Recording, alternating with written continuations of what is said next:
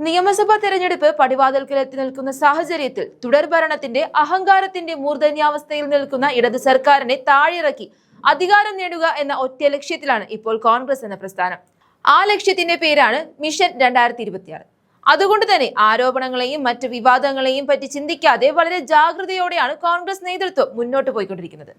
പലതരത്തിലുള്ള അമ്പുകൾ കോൺഗ്രസിന് നേരെ സർക്കാർ തൊടുത്തുവിട്ടുവെങ്കിലും തിരികെ സർക്കാരിന് തന്നെ അത് കൊള്ളുകയായിരുന്നു. അതിലൊന്നായിരുന്നു രാഹുൽ മാങ്കൂട്ടം വിഷയം. രാഹുലിനെതിരെ ഉയർന്നു വന്ന ലൈംഗിക ആരോപണ വിഷയത്തിലൂടെ കോൺഗ്രസിനെ തകർക്കാമെന്നാണ് സർക്കാർ കരുതിയിരുന്നത്.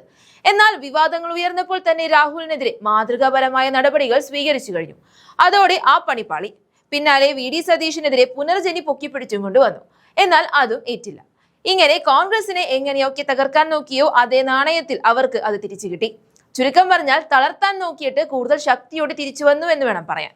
ഇപ്പോഴിതാ തിരഞ്ഞെടുപ്പിന് മുന്നോടിയായി കോൺഗ്രസിൽ സ്ഥാനാർത്ഥി നിർണയം വരെ എത്തി നിൽക്കുകയാണ്. സാധാരണ നിലയിൽ തിരഞ്ഞെടുപ്പ് എടുക്കാൻ നേരത്താണ് സ്ഥാനാർത്ഥികളെ പ്രഖ്യാപിക്കാറ്. എന്നാൽ ഇത്തവണ കുറച്ച് നേരത്തെയാണ്. തദ്ദേശ തെരഞ്ഞെടുപ്പിലെ വമ്പിച്ച വിജയം തന്നെയാണ് കോൺഗ്രസ് നേതാക്കളുടെ ആത്മവിശ്വാസം കൂട്ടാനുള്ള കാരണമെന്ന് നിസ്സംശയം പറയാൻ കഴിയും. കഴിഞ്ഞ ദിവസം കേരളത്തിലെത്തിയ screening committee chairman Madhusudanan Mistry സംസ്ഥാന നേതൃത്വവുമായി നടത്തിയ ചർച്ചകൾ ഏറെ പ്രതീക്ഷകൾ തരുന്നതാണ്. ജനുവരി 23-ന് ഡൽഹിയിൽ നടക്കുന്ന നിർണായകമായ ഹൈക്കമാൻഡ് ചർച്ചകൾക്ക് ശേഷം സ്ക്രീനിംഗ് കമ്മിറ്റി വീണ്ടും കേരളത്തിലെത്തും.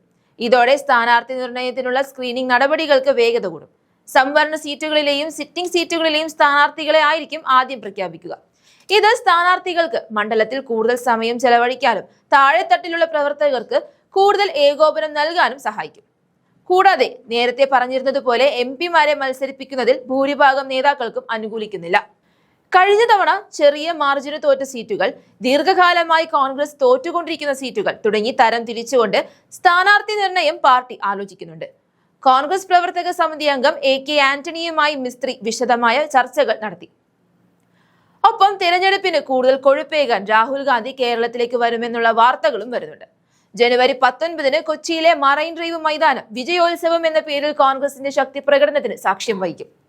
തദ്ദേശ തെരഞ്ഞെടുപ്പിൽ മികച്ച പ്രകടനം കാഴ്ചവെച്ച കോൺഗ്രസ് സ്ഥാനാർത്ഥികളെ അഭിനന്ദിക്കാനും അവരെ അഭിസംബോധന ചെയ്യാനുമാണ് പ്രതിപക്ഷ നേതാവ് കൂടിയായ രാഹുൽ ഗാന്ധി എത്തുന്നത്.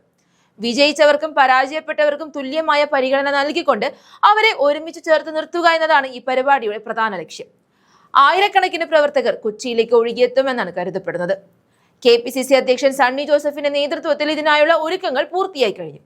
ഭരണവിരുദ്ധ വികാരം നിറഞ്ഞു നിൽക്കുന്ന കേരളത്തിൽ ഇനി കോൺഗ്രസ് അനുകൂല അന്തരീക്ഷമായിരിക്കും എന്ന് ഉറപ്പാണ്.